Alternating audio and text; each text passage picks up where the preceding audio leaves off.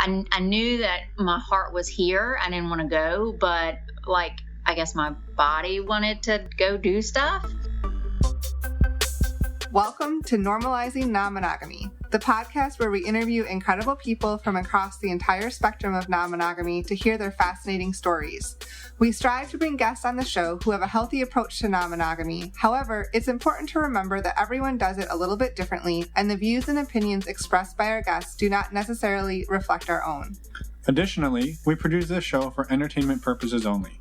Please be aware that we aren't doctors or therapists. Consult a medical professional for anything regarding your health that you might learn about on the show. Enjoy! Welcome to episode 68. We're Emma and Finn. Drip, drip, here comes an eargasm. What? It's Outcast. I know! What does that have to do with episode 68? We were working out earlier today and we heard that song and I thought, we're about to drop an eargasm. I hope we don't get sued. No. Why would we get sued? I guess we're... Anyway, welcome to the show. Sorry about that. Today we have a really cool interview with Sara and Pete. They are bloggers over at the Swinging Cajuns. Yeah, they're the masterminds behind that blog. It's an awesome blog, and we definitely say check it out. They'll tell you a little more about it. Actually, they probably won't because they didn't really touch on it, but basically you're going to hear their story, and their blog goes into some details that aren't covered here, but they also go into some details here that aren't covered there. So it's actually a pretty amazing interview. Yeah, and you can also find links to their Twitter handles and the blog on our show notes page. If you want to check them out, please do. We do have a quick update too on this show specifically. We added an addendum at the end of the show. Yeah, so basically throughout, when we were talking to them, and sometimes this happens when we're talking to people, stuff gets said that we don't like to interrupt people and get super strict clarification on everything. But as I was editing it, there was a couple of things that came up that I could see would not necessarily be triggering for people, but came off like maybe Pete was kind of a controlling dick, and he's definitely not. No. And so we called him back a few nights ago, really late, sorry guys, and we just had a quick 5-minute chat about it. So please don't jump to conclusions. Pete's a really nice guy, and listen to the addendum too. Just listen to the addendum. And the other quick note that we had was towards the end there's a little bit of a dog barking noise.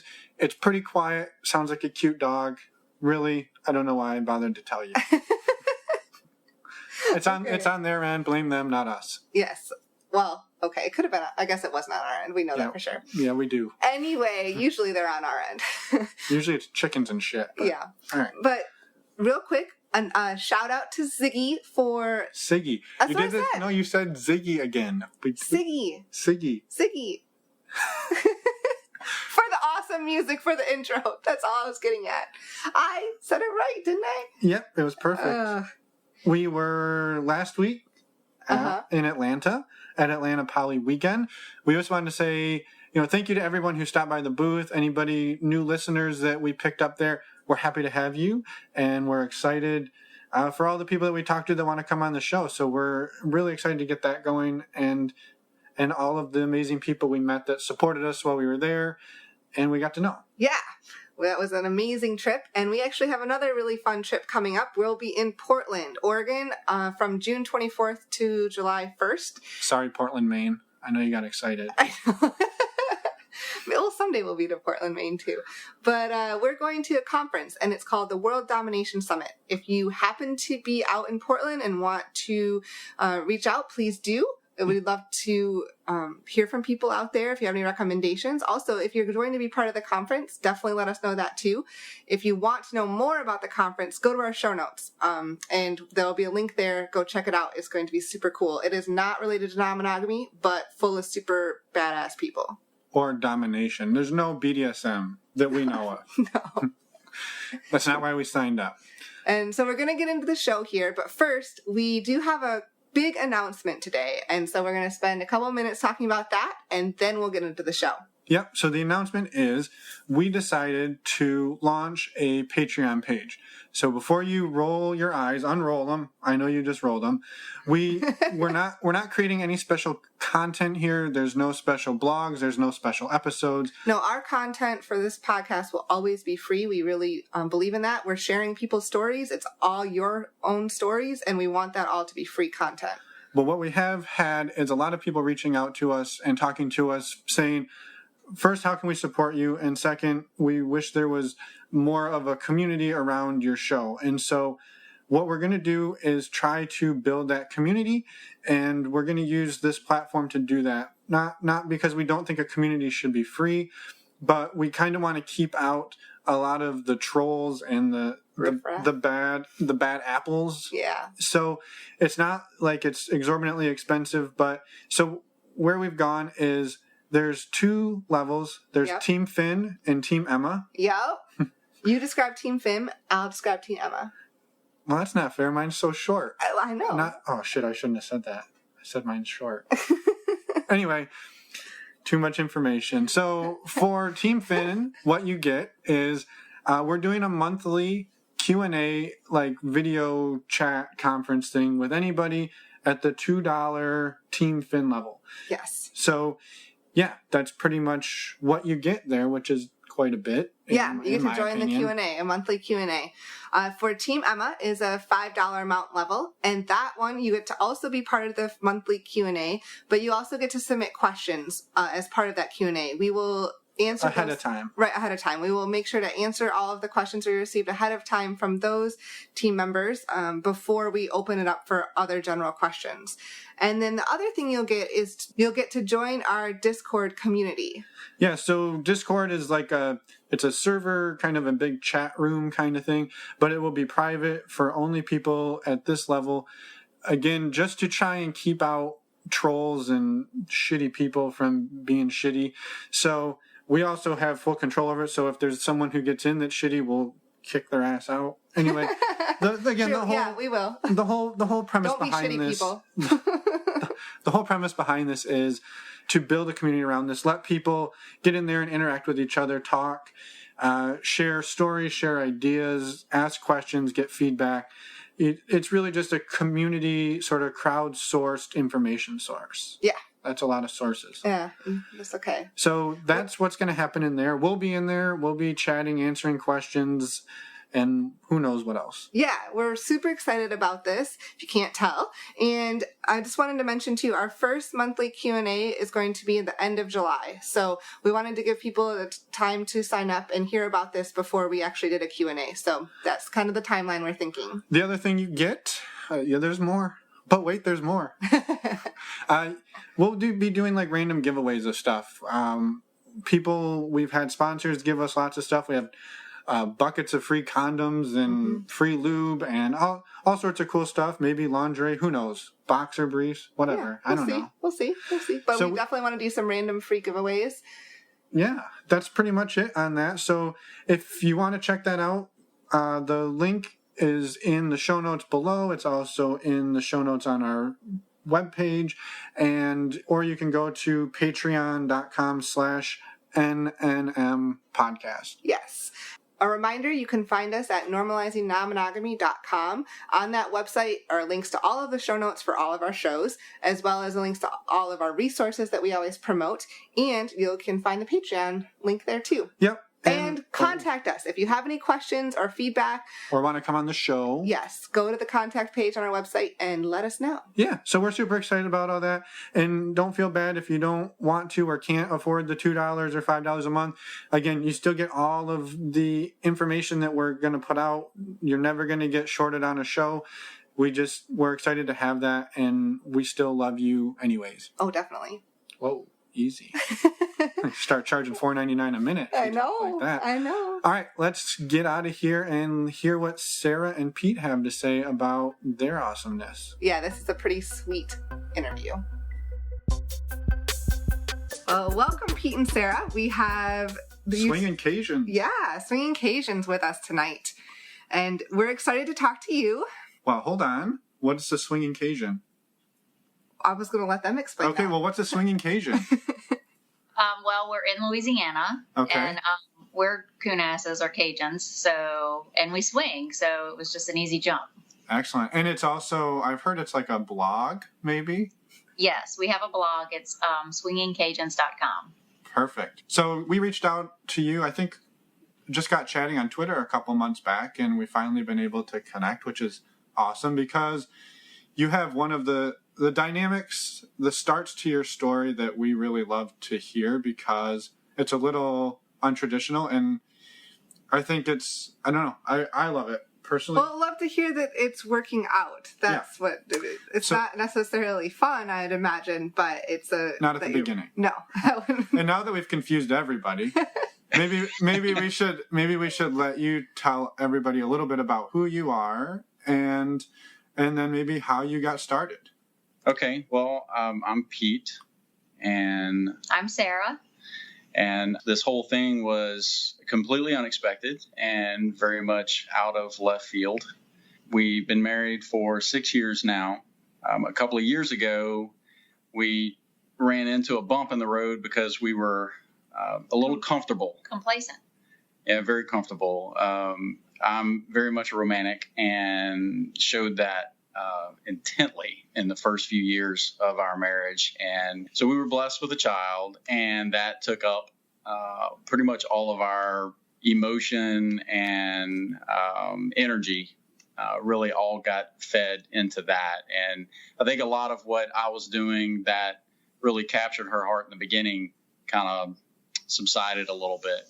To Sarah's extent, she had a lot go on early in life that kind of took away a bit of her opportunity to run around and explore both her sexuality and just dating in general and experiencing other relationships. So we got together, and after hitting that moment of complacency, I think she had an opportunity out with some friends to see what it felt like to have other people giving her some attention and making her feel that desire and that want, that newness kind of thing again. And it actually kind of scared her a some little girlfriends bit. and I went to, like we have daiquiri shops here, they're drive-through.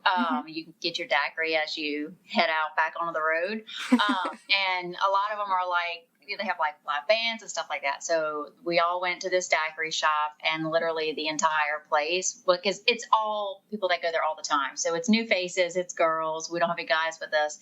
And I mean, it was like we were loaded when we left, didn't buy a drink. I mean, they were all, so it was just like kind of an awakening. You know, with work, you don't see that. I'm basically working kids. So that kind of thing doesn't really happen. And I came home and I'm just like, I can't tell him about it because he would obviously freak out. I mean, what wife comes home and says, hey, baby, I got hit on tonight by, all these people. So I guess I kind of tucked it away. And then I was standing in a coffee shop one day, and somebody made a comment to me that was just like very unexpected, and turned around, and there's this really good looking guy there, and he ended up giving me his business card, and I left like that was it. And there was no, like I didn't really think about it for a few weeks. And then it was just like, I mean, it would come home from work, and I was working a lot then, and it's kids, and then go to bed. And I mean, he used to leave notes on my car at work, write me songs. I mean, like the whole sappy romantic thing that everybody does. He was all that, flowers on Tuesday for no reason, like just all this stuff. And like, I haven't seen a flower bud hit this house in, I don't know, 8 months, I don't even remember what your writing looks like because you haven't written me a note, No notes. And I'm a little high maintenance. I'm not even gonna lie. So, I text him, and it ended up being, he texts back, and then we're texting all the time, and then it's being the other guy. The other guy in our his name is John. Okay. So John and I are texting a lot, and then that leads to phone calls, and then that leads to lunches, and so we start having these lunches together. I mean, we did some things. We didn't go all the way with it, but there was physical stuff that went on. And I understand that during this time, while they're texting and chatting, I get this sense that something's just not right. Mm-hmm. She tells me that she has this friend, that she's talking to, but it's no big deal. I trust and believe, and we move on. And we kind of started realizing that there was something wrong, that the ship wasn't smooth sailing as we thought it was, and we needed to kind of fix it and pay attention to some things. But by this point, I think, and for her, the ship was already kind of sailing out a bit, and she was already enjoying the attention and the feedback that she was receiving. Mm-hmm. So it was kind of already in motion and heading that way. But you didn't know that at the time. Mm-mm. No. Yeah, I was curious back when you went to the drive-through daiquiri shop, which is an interesting concept on itself. But was that invigorating when you had other guys sort of hitting on you? And I guess, did that sort of spark something I think it did. So when you get married very, very young, I mean, my ex-husband and I were married, I think 15 years. And I jumped out of that relationship, and we had already been friends. We kind of, knew each other, and then we started talking, and then one thing led to another. You and Pete. Yes, me and Pete and I. So after my ex-husband and I divorced, he and I started chatting, and it didn't take very long before I knew he was the one. And so there was no all this, from one husband to the next. There was no dating at all. So here I am. I'm in my late 30s. I've kind of hit my stride, and I've never sown your royal seed or dated or flirted or any of this stuff.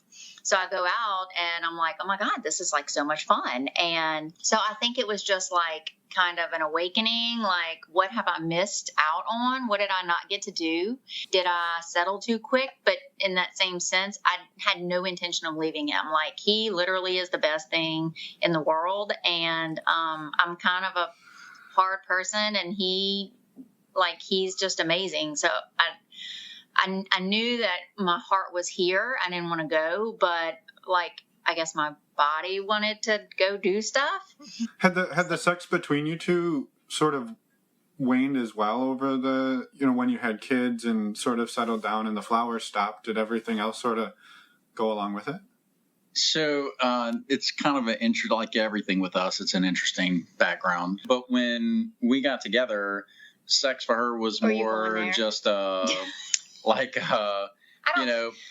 getting it done, but not really enjoying it to its fullest. Well, so I don't think that I actually ever had an orgasm with my first husband, or ever, until he and I got together. And, we're texting, and he's, before we got married and all this, before we started really dating, he's like, I'm going to make you get off everywhere. And I'm like, okay, because I don't get off at all. So that's funny.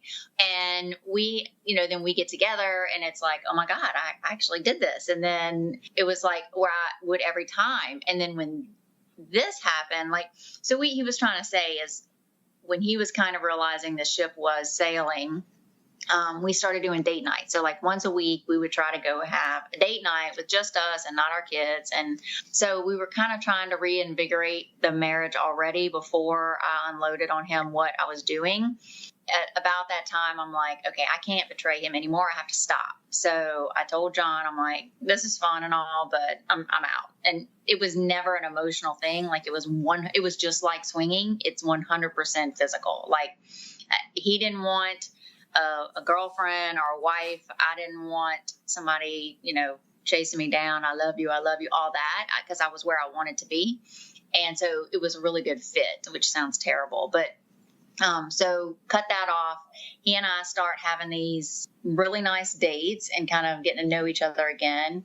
And then we just didn't really have it was the communication. I couldn't tell him that I went out and had all this fun. I couldn't tell him that some guy hit on me in the coffee shop. I just felt like I had to protect him. This is a lesson I'm trying to teach my kids right now, is it's much better to be honest than try to protect somebody. You can still have tact and all of that, but you need to be open, and you need to express how you feel and not be afraid of hurting somebody else's feelings, because you're just tucking stuff away for later. Mm-hmm. So we started having what we call tough times. time, where basically we both climb in the tub, and our kids don't bother us because they know we're in there. It's a big tub. It's good. And we, candles, bath bombs, whatever. We sit in there probably almost an hour every night, and it's like this is our safe zone. So you can say what you want, I can say what I want. When we get out, it's done. We're not going to carry it on, but this is where we can kind of open and speak freely. And there's something about being naked with somebody where you're like a little more vulnerable and a little more open. So we started doing that, and that kind of led to, I think, a little bit more intimacy, which led to insane sex where I'm like, 48 orgasms in, we probably got to stop now. So, to answer your question, sex was normal for us when all this started, a few times a week, very normal. But as we've learned, it was rather vanilla sex. Mm-hmm. And as we started going through all of this and having these discussions and talking about things, it really opened up discussion about toys and light bondage and flogging and stuff like that we had never had the security, I guess, to be able to bring it up and talk about it with thinking, if I bring this up, she's going to think I'm crazy. I want to tie her to the bed and flog her with this thing, and man, she's going to think I'm nuts just talking about this. So, and all of this discovery was still before Sara had told you anything about John, right? A lot of that was like we were discovering all that through this whole process. Like a lot of people, I think when they go through an affair issue, the offending member of the marriage tends to pull away. Mm-hmm. The physical attention tends to wane. It drops off. The attention drops off. There's something that shows that they're just not as into you anymore. They're into this other person. And that wasn't the case with us. Her attention to me never died or went away. Sex between us never got to be less emotional or it wasn't enjoyable anymore. It was the exact opposite. Like the more this happened, I think the more she was willing to say a little bit and I was willing to say a little more, and it kind of grew from there. And then we had the talk, the night of the reveal. During tub time? No, it was after tub time. We had laid down to go to bed. Well, and I had taken something to help me sleep. Yeah. Which it wasn't working, but it is quite the truth serum. So we're sitting there in bed, and I'm like, oh, by the way, I need to tell you something. And he's like, yeah. And I'm like, so the friend that I have, like, well, he's not really just a friend. Like, we've kind of seen each other a few times. We've did a bunch of stuff. We never had sex, and it's over now. So, all right, love you. Good night. Now that sleeping pills kicking in. I part of what I've always done is to research things very well. So when you tell me something that huge, I can't drop it. No, you can't just roll over and go to sleep, right? No. Right. I need to know everything, and I need to know it all right now. So we literally spent probably the next 3 hours unpacking the whole thing and talking about it in every possible detail you can imagine. Like, because if you're going to do something to me, just do it all. Don't go part way with it. Let's just rip the whole thing open. Let's get it all out right now, and then that way we can move on from it. Yeah, it was a long night. Well, at that point, Pete, was there, like, when that came out, did you ever go to the place of, well, now we're over? Or was that No, that was never, for me, it was never a thought. It really did never enter my mind. I had a little bit different background than Sara did. He was a swinger without knowing he was a swinger. Yeah, I should have been in this community a long time ago. Because I had all my fun. I went and ran around. I was literally in the lifestyle without knowing that I was or should have been. Most of my partners didn't know that. But that's the way I was then. And when I met Sara, for whatever reason, part of me literally just shut down. Like, I did not have a desire for other women. I did not see other people as desirable, or want, like, normal guys see a hot girl crossing the street, and be like, damn, I was It could oblivious. be like a naked Playboy model right here, and I'm like, baby, she's hot. He's like, there's another woman in the room. I can't see anyone because of your beauty, and I'm like, wait a minute. That's a little. You gotta see her. Pretty close. So, well, and it does something too when you're like, hey, do I look okay? And he's like, yeah, you look great. Okay, well, you don't see anybody else, so that's not even there's no validity to you telling me that I look nice when you don't see anybody else. So right. I think that was part of it too. Like, I want you to see. She didn't believe me. Yeah. No. I think that's really common, though. I mean, Yeah, and I think that's very common. I think a lot of relationships, we as men always get, at least I was brought up, that you just cherish women. You compliment them. You always tell them how gorgeous and beautiful they are. And so I would always say these things to her. But like she said, I'm only looking at her. So in her mind, there's not a lot of validity to it. Not quite the case today. She believes me a little more today. Because we have a few more people that that back up what I tell her. But so anyway, on. I guess jumping back to that point where you told him about the affair, how did you move forward after that long night of talking? What were the next steps? I guess that you weren't going to break up, but you obviously need to work through it.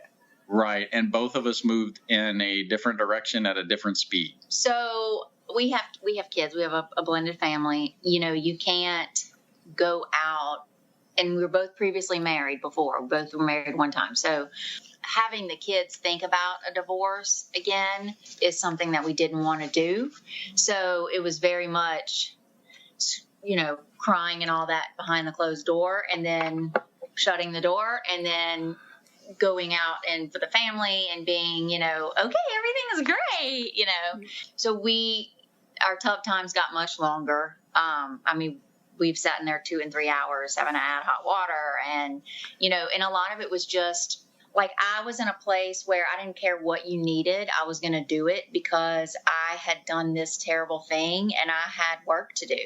And he was very much, okay, I just need to understand what happened and figure out what we're going to do to not have that happen again. And, it's very easy to blame the person who does the cheating. And I've been in both situations. I have been the victim of the affair, and I have been the cheater. And I will tell you that it is much more difficult to be the cheater because that you've hurt this person that you love more than anything, and you want to go back and undo it, but you can't. So now you just got to fix it. Whereas when you're the victim of the affair, it just hurts. Like, you didn't do anything wrong. It is the worst pain ever because it's the betrayal. But knowing that you inflicted that on somebody that you care more about than anybody else in the world is brutal. So, I knew that I had to get to a place where it was basically, whatever you need, I will do. I'm not going anywhere. I don't want to leave, whatever. If you never want me, if you want my phone, here's my phone. So he has my password. I installed an app on my phone so he could see where I was all the time. There's no need for me at all to have anything that he was not involved in. So I made sure that he always knew where I was, who I was with, you want to see my phone here, you can have it. I haven't deleted anything, So it was just a long period of, I guess, kind of digging in and starting over. Rebuilding. Yeah. Well, and it was... On your side, Pete, these are the things she was offering or trying to give. What did you want, or what did you need to move on and help rebuild I wanted to, I had a need to know, like I said before, everything that happened, because if you have any type of imagination, when you hear this story, you start picturing it. Mm-hmm. You start seeing it. And the less detail you have, the more detail you fill in. Mm-hmm. Yeah. So without knowing what was said. What'd you do? Where'd he touch you? How'd you touch him? How'd it feel? What'd he say about you? Like, did you enjoy it? Did you get off? Without knowing all these things, you start creating this huge lie in your own head. And so for me, I just wanted answers. That was it. I wanted answers, and I just wanted her to be open and honest about everything. And she really did everything perfectly. I mean, she couldn't have been more accommodating and open and, I need to know where you are. And, I just pulled up the app and saw that you left 5 minutes ago. Why were you there this amount of time? Well, instead of giving me an attitude about asking, she would just answer. And She is not, as much as I love her, she is not the most patient woman in the world. And that's what I was going to say. Like, it wasn't all perfect because, I mean, at one point he's upset and I'm like, at some point I'm going to need you to get over this. But right now, I'm so sorry. Like, I love you and I'm sorry, and then I would cry because I'm upset that I'm upset with him. So, like, it wasn't all wine and roses. It was a lot of like, oh my God, wait, I'm sorry. I'm at fault here. Okay. I'm sorry. Like, so, I mean, just because I'm like, when I'm done with something, I'm done. So I was done and now I'm here. So let's move on. That's what I meant when I said we went in two different directions, because she, from the end of the affair to the time she told me, was about 4 weeks. And in that time frame, she was able to resolve the entire thing in her mind to know where she was and what she wanted to do moving forward. Whereas when she told me, I was on day 1. Right. She was on day 31. Yeah. Right. So I started way behind her, and she had gotten to a point where I think a lot of people have trouble, both people outside of the swinging community or lifestyle community, whichever word you want to throw on it. If you're on the outside looking in, you're wondering, how can you have a physical relationship with someone and not have an emotional involvement or not have some type of feelings toward this other person? Because a lot of us associate love and sex together. And I did. So when we went through this, I had to unpack that and undo, 40 some odd years of social learning. Mm-hmm. And realize that Catholic school. Yeah. And realize that it could be different, that a relationship marriage can have a different look, and that sex with somebody didn't necessarily mean that you were emotionally involved or that you loved that person or that person was a better option than you. It was just different. Mm-hmm. And it wasn't a very quick reveal. Yeah. Right. No, yeah, and this is where the podcast came in. Yeah, I mean, that's where I started listening to. Well, I guess it was the fantasy reveal first, wasn't that? Well, when we first started, when she was talking to John, I started listening to Sex with Emily. Okay. So I don't know if you've ever listened to that. Mm-hmm. She's a sex therapist and just talks about all different kinds of aspects of sex. And this was before you even knew anything was going on. It was before I even knew anything. So that was kind of like, hey, let's learn some stuff and see if there's something different we can do. And we realized that somebody has a hidden talent. And we learned how to get her to squirt. Do we have to say that? Pretty much whenever. Well, we just did, so. It's not hidden anymore. So that was kind of a brand new thing that we learned together. Well, that was after the revelation, too. So, yeah. It was after. That had happened, right? Not long, though. No. Like, so after I told him, probably within, 2 weeks, our sex life got nuts. Like, I mean, I've never had sex with anybody where I felt like my soul was jumping out of my body, meeting there somewhere halfway and entwining. And I point out in my blog, I think that we were unable to be intimate with each other emotionally or mentally because we were going through this terrible thing. But what we felt for each other was still there. And so sexually, that's where we were intimate and made connections. And I think that was actually a good thing because had we not been so disconnected mentally and emotionally, we would not have had this ability to connect sexually the way that we did. I mean, like we were pretty vanilla, like, you know, sex on the sofa was a big deal. And I mean, the first time this happened, I'd gotten out of the shower and we were on the hard floor in the bathroom. So like, you know, that's when it really got nuts with our sex life. And I think that's one of the reasons why we were able to pull through this as quickly as we did, is because we were still able to be intimate in the most intimate of ways. Right. So, and then, you know, that kind of led to more talking about sex in the tub. And then one night he was like, well, let's talk about fantasies. Like, do you have any sexual fantasies? And I'm like,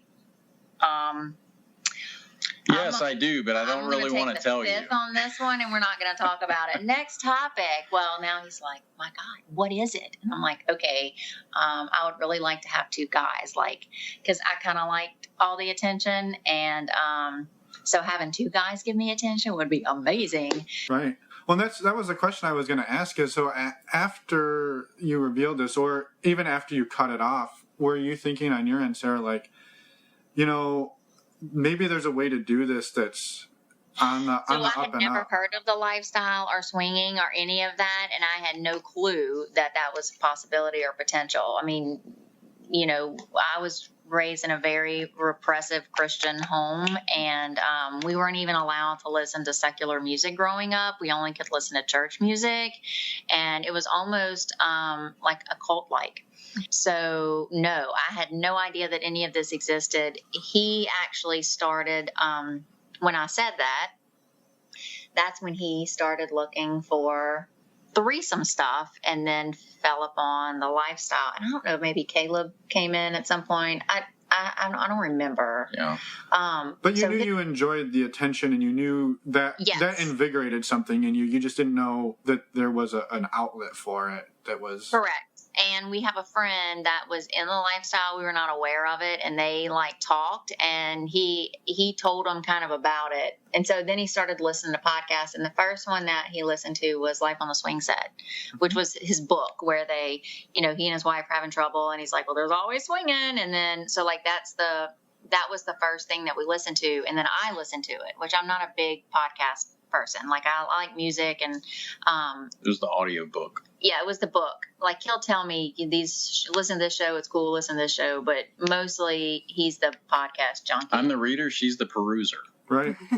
Well, so I get in the details, she hits the highlights. Yeah. That's all right. Well, so I'm curious, and not to cut you off, Sarah, I'm sorry. Go ahead. When you reveal to Pete that you're interested in multiple guys, I guess on your end, Pete, how do you process that? Because you're just coming off of, wait. We just went through this in a bad way. Why are we back here again? Right. No, it was, it took a moment. You know, she said it, and then it kind of has to bounce around in there a little bit. And I had to kind of process, you know, what's the request? Like, what are we really getting to here? Well, it's not another guy, it's attention. I just want to see what it feels like to have this much attention all on me. I don't want another guy to replace you or to be better than you. I just want two more hands and another penis. And let's see what that feels like. Yeah. Again, a lot of research, a lot of podcast listening, reading different things, and getting to a point where I'm kind of an all or nothing, learn by immersion. Yeah. So I had kind of gotten to a place where I finally decided, well, we'll do this. And I didn't tell her, but I, in my own mind, said, we're going to do everything. Like, this guy's going to have sex with her. She's going to blow him. I'm going to see all of it. Right. And I can either handle it or I can't. Yeah. No, I think jump in, right? Yeah, I think that's it's an awesome strategy. And I think one that we were talking before the call, and one of our favorite parts about this whole story is sort of the twist right here of how you made it happen, because I think it would blow most people's minds, the route you took. Yeah, so first off, throughout, like, you cut it off with this other guy, and then throughout those, I guess, months of telling Pete and working through that, were you talking to him at all, or had you cut off communication completely? No, I was not talking to him. So then... Yeah, I was way deep into our phone bill. Right. Like every day, so that wasn't happening. I figured, but I was curious if he had tried to reach out or anything. And no, and like I said, it was not emotional. So when I said we're done, all right, deuces, like that was it. He's done, I'm done, we're done. Yeah. So then, as Finn alluded to, how did you set this up to the threesome, I guess, to begin with? So John and I hooked up over the phone. I obviously had his number because I had dug into our phone bill and stuff quite a bit. So he had his address, social, and blood type. Yeah, pretty much. I knew all the real estate he owned, Anyway, so I reached out to him and said, this is after the MFM request was revealed in the tub. So I reached out to him because in my mind, she already had a connection with him, and I knew he was a guy that she would be okay with doing that. So it wasn't like I had to do some intensive search to find a guy, to interview somebody. Like, I already knew she liked this guy. And on top of that, you knew that when she cut it off, he didn't continue to try and press it, right? So it was sort of a safe entity. Correct. He didn't pursue her. And with all the details of everything that went on with them, it was obvious that he was very respectful and appreciative of her and her position where she was in life. And he wasn't somebody that was going to be a very pressuring individual. So I reached out to him and told him, that I wanted to get together, and he understood that did not mean that I wanted to kill him. That I just wanted to talk. So we did get together, and the initial part of the conversation was obviously clearing the air about everything that had gone on. And he was very apologetic and very forthcoming with any information and answering any questions that I had. And we didn't talk a whole lot about it at that meeting, but I did tell him I wanted to get back with him to discuss something else. And so we had a follow-up conversation, and I hit him with this idea to fulfill her fantasy that was originally supposed to be a birthday gift. But we couldn't work out the exact date, so it was a belated birthday gift. But I think it was a much appreciated gift. Oh, now it's the second best, because this last birthday was definitely the best. Yeah. So, but we talked about the whole thing. And if anybody, I think every woman should experience that, because I think it's just an amazing thing for a woman to respectfully and sexually be Queen of the day. Yeah. Exactly. To just be everybody literally. Can hear this and be like, "Oh my God, she's the biggest high maintenance diva ever." And if you know me, that's so far from the truth. But just to be worshipped, literally, by two guys. And the thing that we set as the foundation was that I was in charge no matter what. He was only allowed to do whatever I was willing to grant him the freedom to do. So when we first started, he understood that touching and kissing was fine, but that was the full limitation initially, because he knew that this was our first foray into this and didn't want to make the situation uncomfortable or bad in any way. And he does have some history in the lifestyle, so he was he was not a newbie or anything like that. He had been in this situation before, not exactly, but in a threesome and that kind of. So he was well aware of what to do and how to do it, and it was pretty cool. I mean, we blindfolded her and got into a whole tag team effect where we were communicating about who's doing what, and just kind of slowly rolled through the whole thing. But he was He was probably the perfect person to go through that, as odd as that would sound. I don't think there's many people in the world that would say that the guy who had an affair with my wife was also the first person we had a threesome with. Well, and this is the thing is, it ended up being a full swap situation. And I say full swap. I mean, it was just the three of us, so I fucked him. But moving along, before this, it was a lot of, we would be sitting somewhere and I see this look in his eye and I'm like, why are you there? Like, I see you're in a bad place. What can I do to fix it? Like, let's talk about it. Like, I would literally watch him go from happy and okay to just, he's seeing me having an affair. Mm-hmm. And we'd go do this thing. And a couple of days later, he's like, I haven't had a bad thought since that night. Like, seeing it live eliminated his imagination's ability to run away with him.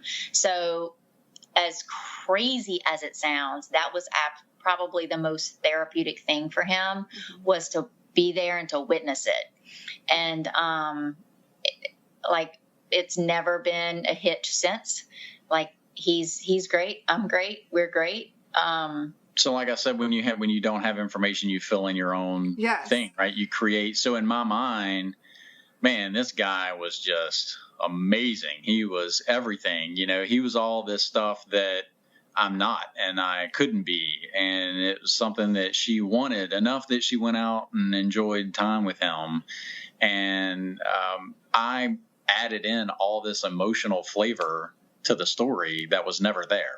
Right. Yeah. But it's what I added in on my own. So when we had this, it was seeing everything live right in front of you, and it was all very physical, and there was no emotion at all. And so it literally erased all of that negative thought and established a real thought, or a realistic viewpoint, and just demolished all that negative thought that was there before.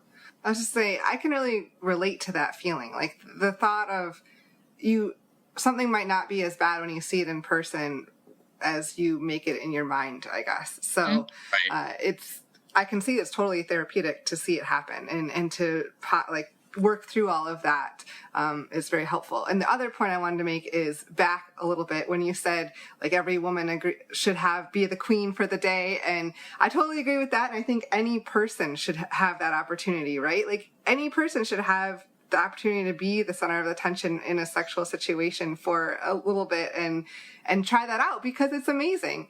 Right. Yeah. Well, part of the deal was, okay, I get mine too, but the freaking unicorns are really, really hard to find. Oh, so yeah. I have this great idea. I'm like, okay, so this is what we're going to do. We're going to get with six people. So 3 couples.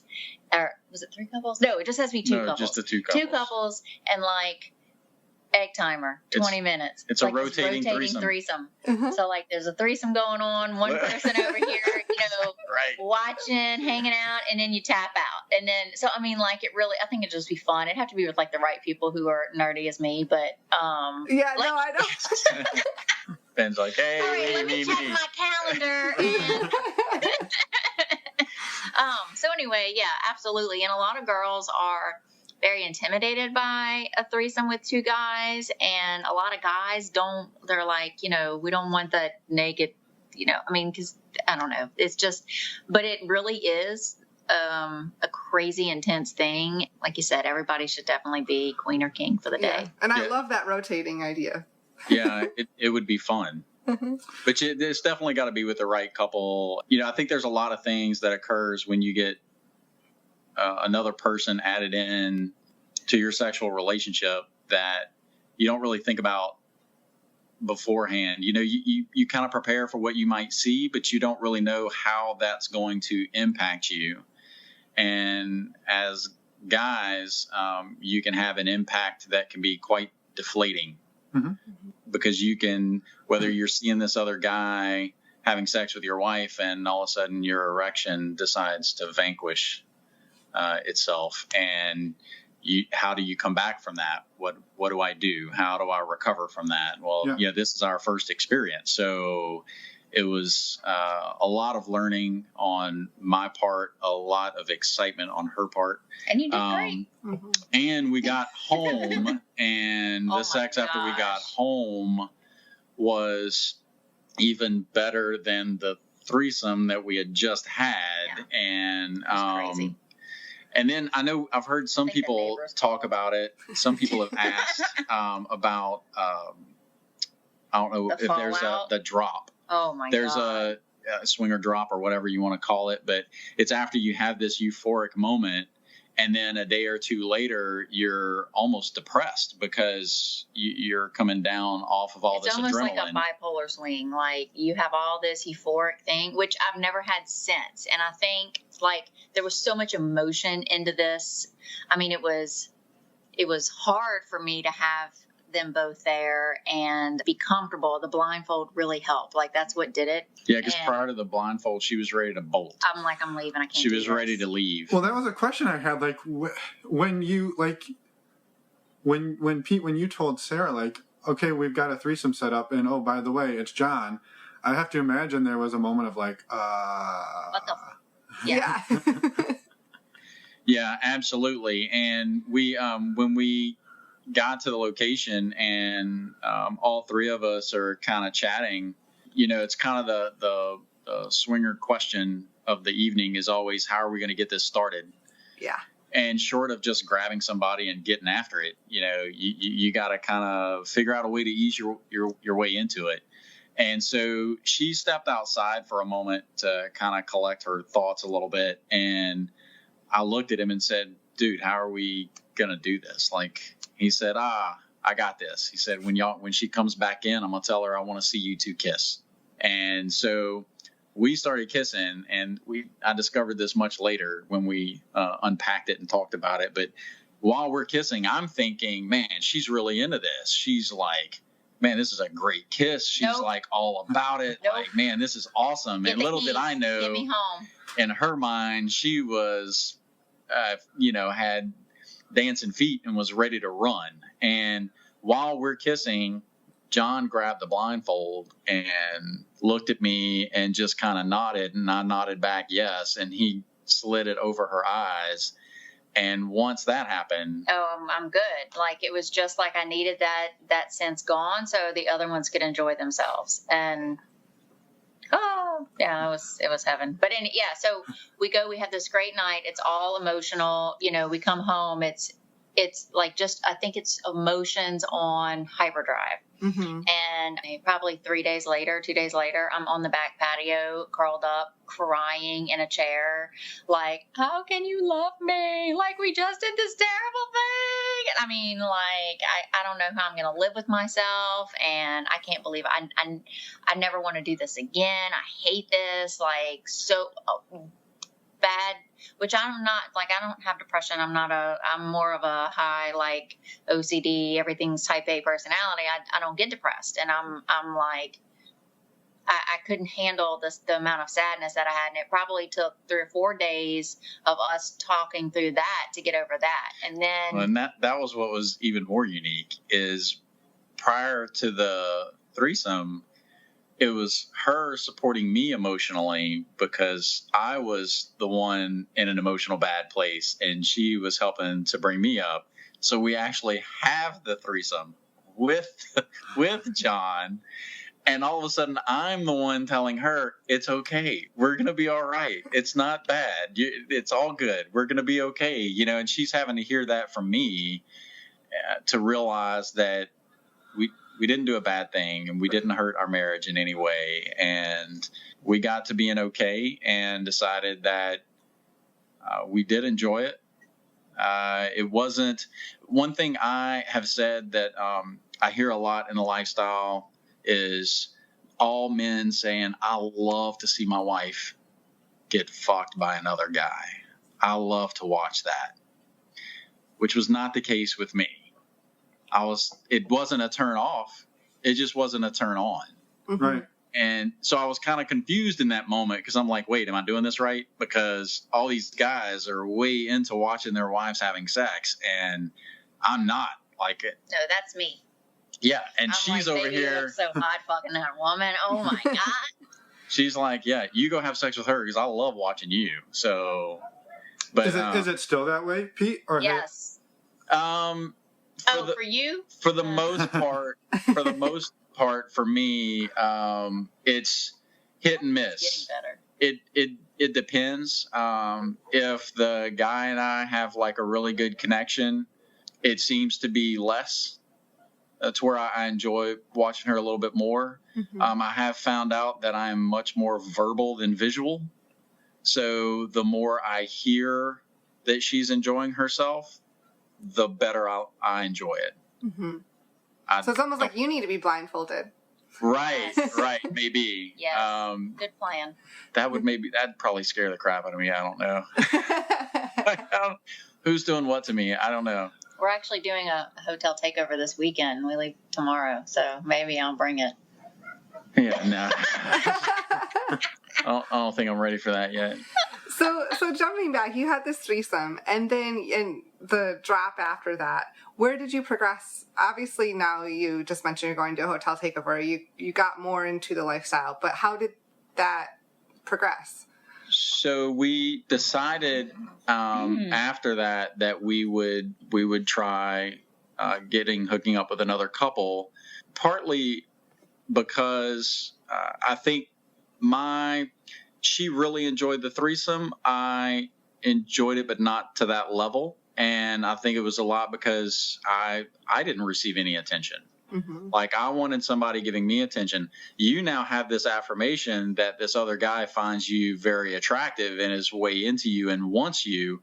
I want that. Like, I want to feel that. I want to know what that feels like. So we decided we would try to go on a date and try to see how it was with a couple. And so we set up a profile on Cassidy.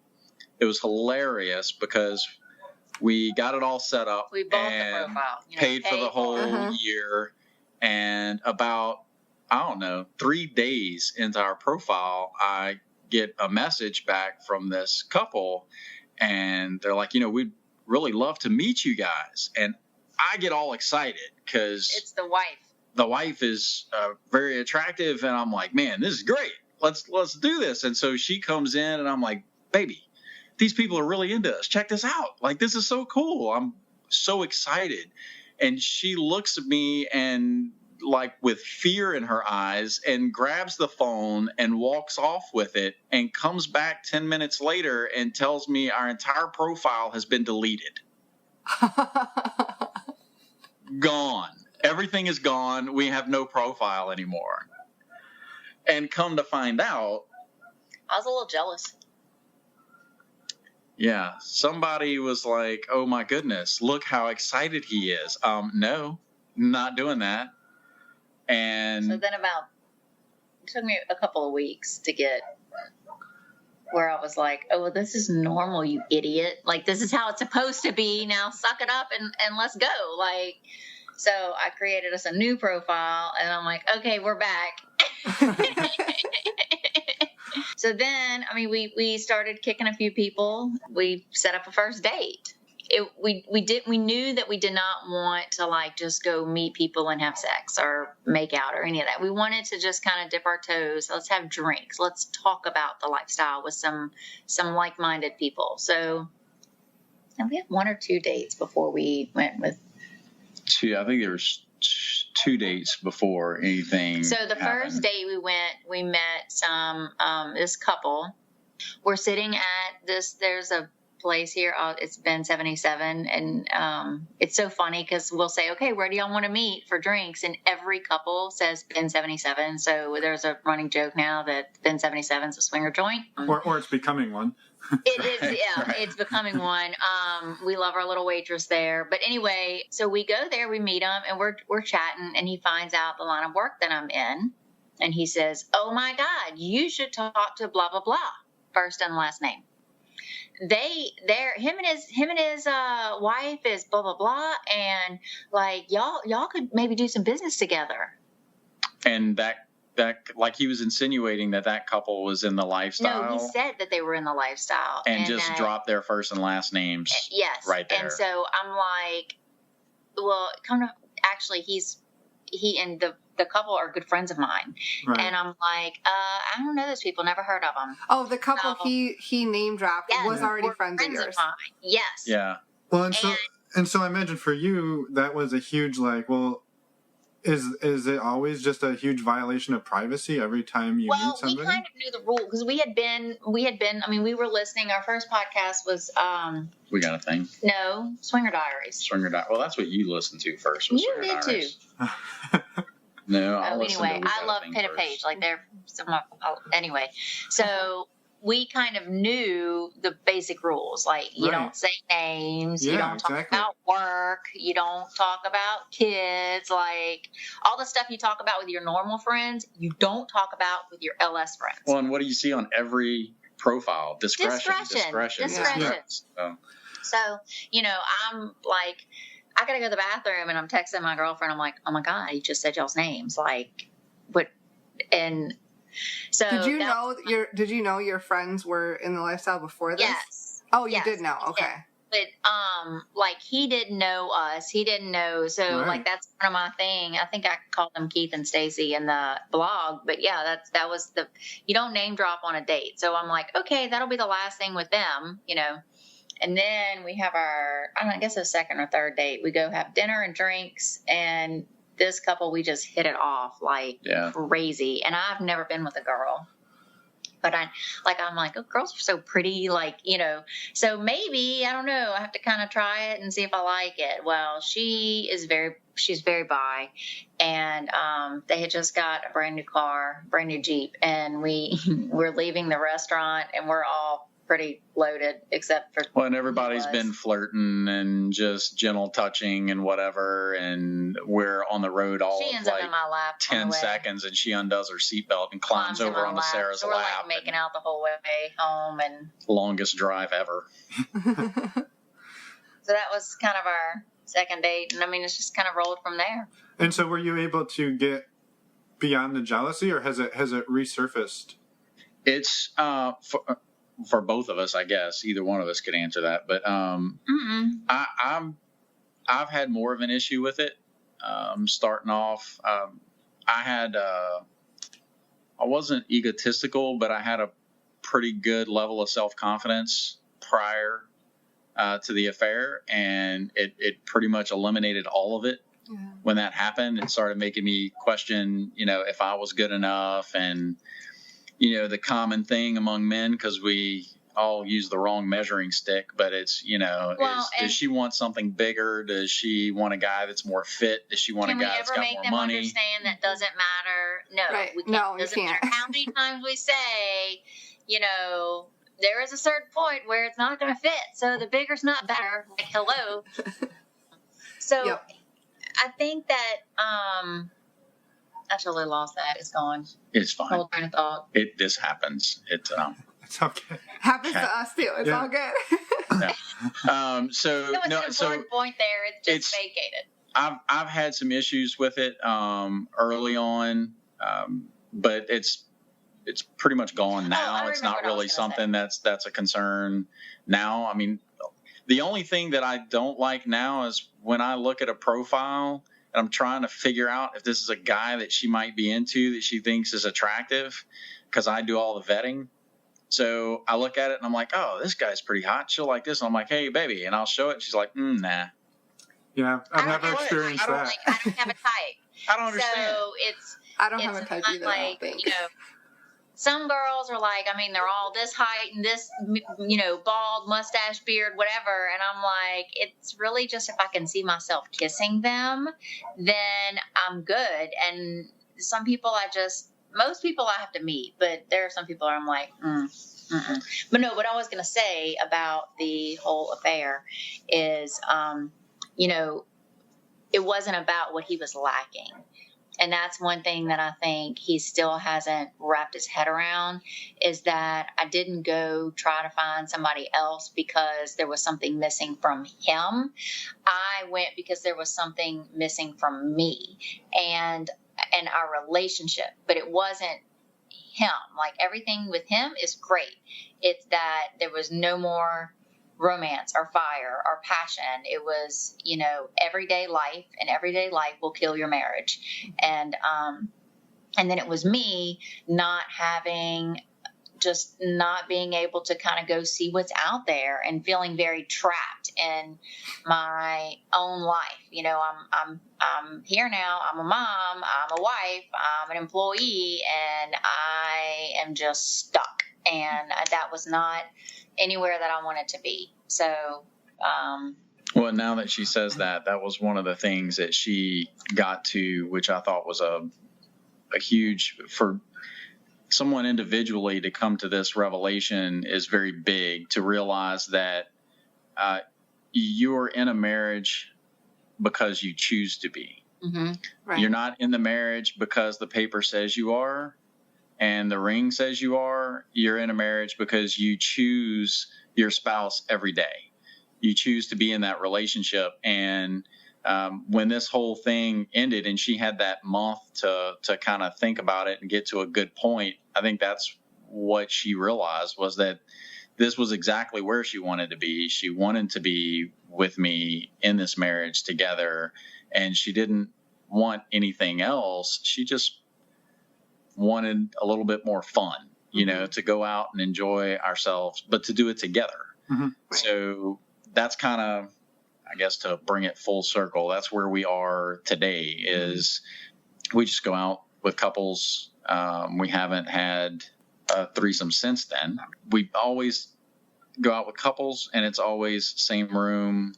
So we always play couples, same room, and our preference is like more of an orgy style, not like you and him on this bed and me and her on this bed, but kind of like everybody together.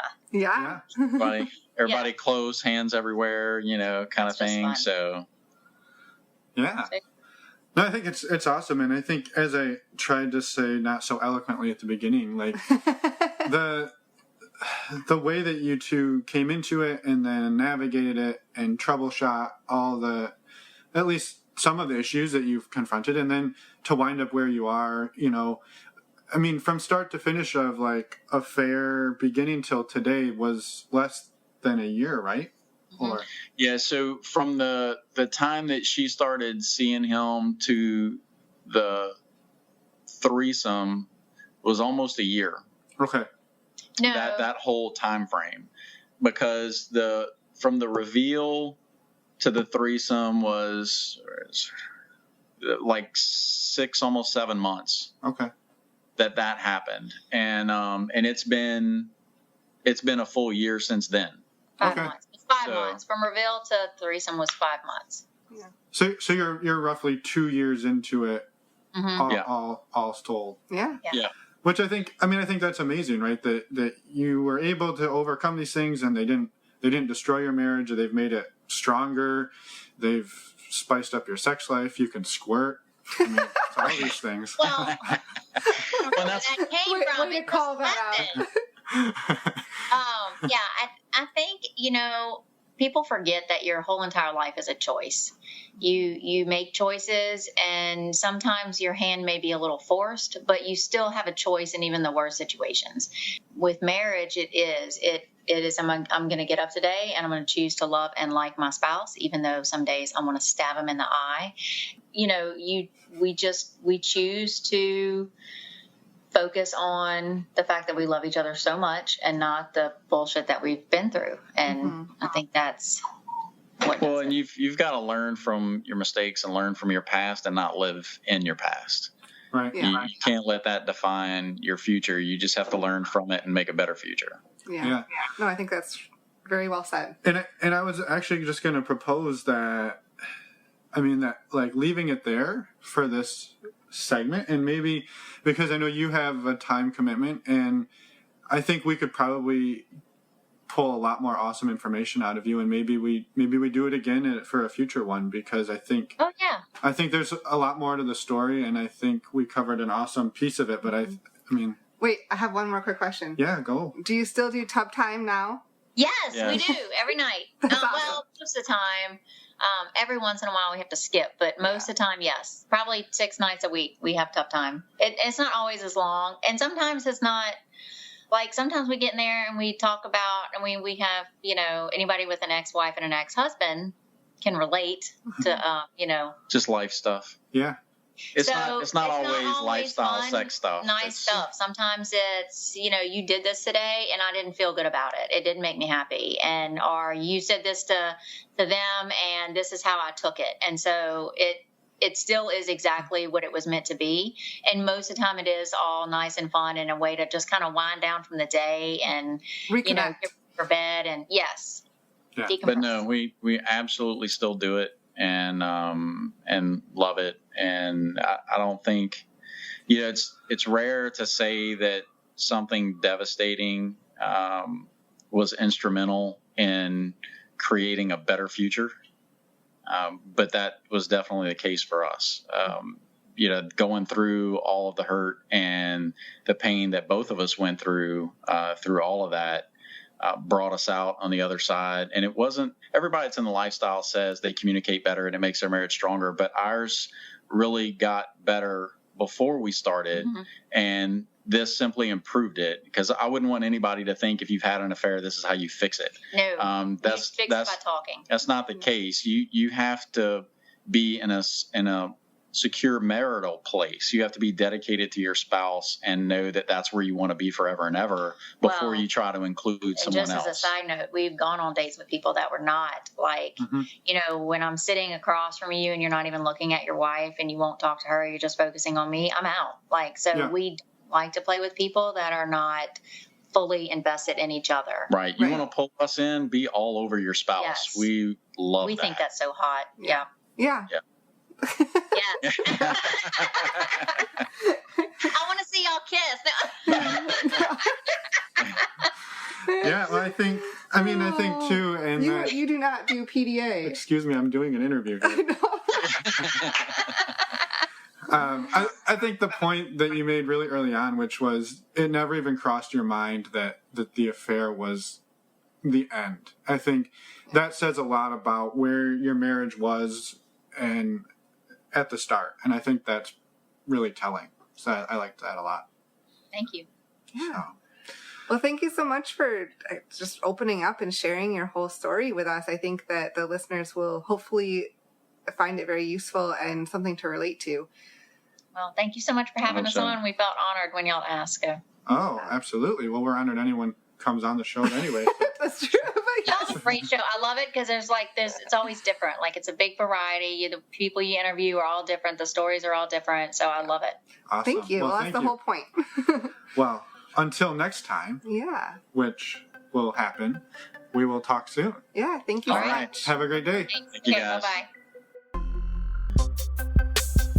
We're back really quick. There's a short addendum to this interview. Yeah, remember when we told you that Pete sounded like a dick? Well, I said that. Sorry, Pete. I don't know why I keep saying it. I know, you keep repeating it. It's not true. We just wanted to give a few minutes to them, mainly to Pete, to clear up sort of where they are in a little more detail. So let's hear what they have to say. Sorry I called you a dick, Pete. Let's go. You talked about tracking her phone and checking all her messages and all these things. And then when you got together and you talked with John about it, you were the one who was going to control the whole situation and whatever you said goes, blah, blah, blah.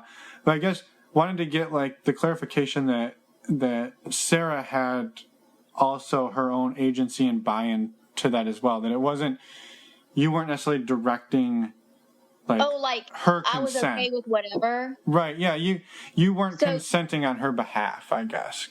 So this is what we had talked previously, before that night, because he had already said, so I guess he was consenting for me, but not, no, it was what you said was everything, what you say goes, and John was going to follow those orders. So he hadn't promised, anything. So then when we talked about it, he was like, what is your limit? And I'm like, my limit is your limit. So I know that I'm okay to go all the way.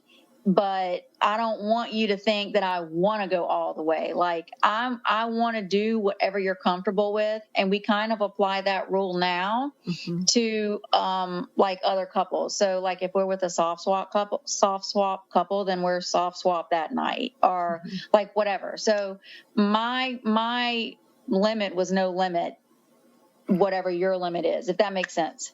It's late, so she's going to ramble a bit. Sorry. No, that's okay. That's our fault. And today work was a shit show.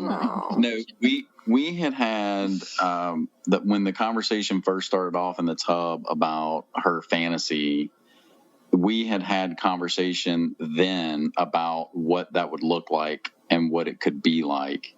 She made it very clear that she was perfectly fine to do the full extent of everything. Okay. But she was only willing to do it as long as I was comfortable and I was okay with whatever, which is why when we got to that point and it was whatever I say goes, she was perfectly fine with that. Okay. Yeah, no, I mean, it may... Do you think you can work that? Do you think you can... Yeah, other than you said her name. Oh, yeah, he did.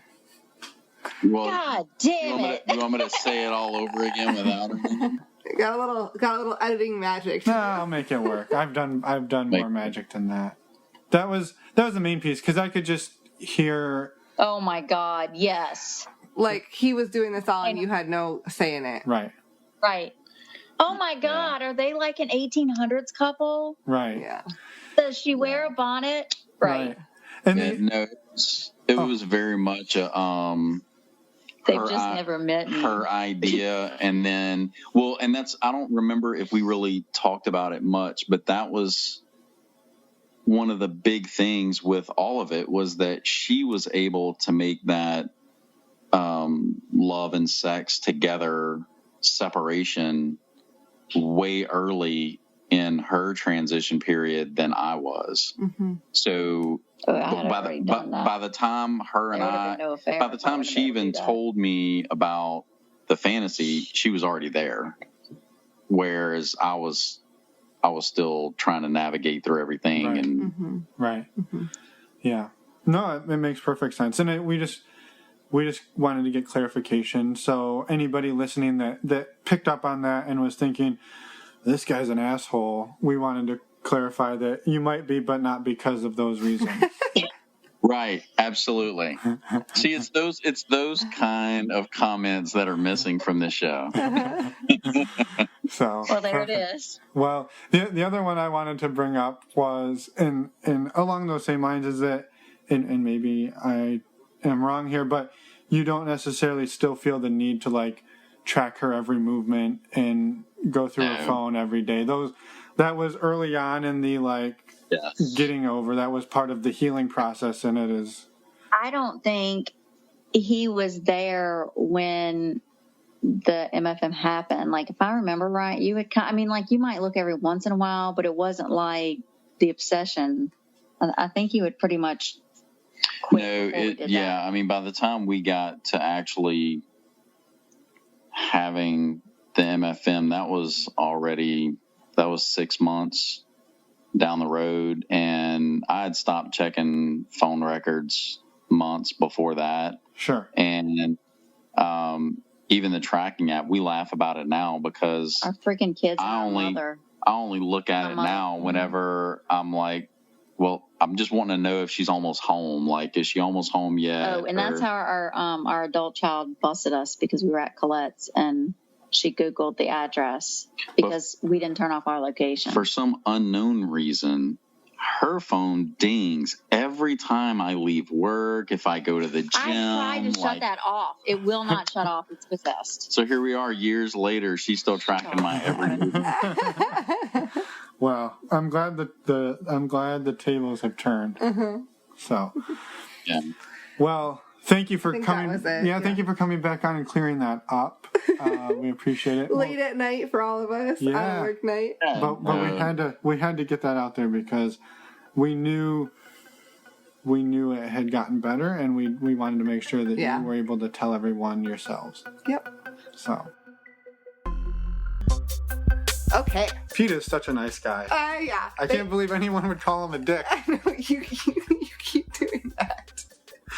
Anyway. They're both, Sarah and Pete, are wonderful people. They're amazing people. And thank you to them for coming on, giving us the opportunity to share their story with our community, and for helping anybody else who might be going through a similar situation. It wasn't an easy one, and we just wanted to say thank you for taking the time to talk about it. Yes, of course. And I'm really sorry my wife thinks you're a dick. I never said that. Never, ever said that. So next week, do we need to... You didn't write any notes down. We didn't write any notes down. She's stumped because she doesn't have notes. But luckily, I'm here to save the day. I remember. We have We don't don't tell them all of the secrets. Let's just say... I'm just going to say we have a big week next week. It's a big week. Not like if you're a birder and you go out for a big week and you try to see as many birds. That's a big day. Well, but there's also a big year. Probably a big week. Yeah. But okay. But we're not birders. This is a podcast. It is. Not about birds. Although what? So next week, talk about my dad. Next week, we will see you on Monday for a return guest special episode. Yes. We have a previous guest that have another update, and we're really excited to share it with you. That'll be on a Monday episode. That will be Sean and Jess from episode 34. Yes. So go back, if you haven't, and listen to episode 34. We normally wouldn't say that. Like, you're usually fine listening to these in any order, but it's going to be good for you and for you to go back and listen. Have a little context for this one. So, you'll still be welcome, but it will make more sense. Yes. And then we'll see you on Wednesday, and, maybe again. I don't know. Well, we'll see. Anyway, thank you to everyone for your support. Thank you to Pete and Sarah. Thank you to anybody who decided to be a patron. Yes. I don't know. Yeah, throwing it out there. I don't know. We got to try somewhere. And let's go have a big week. See some birds. Bye, everyone.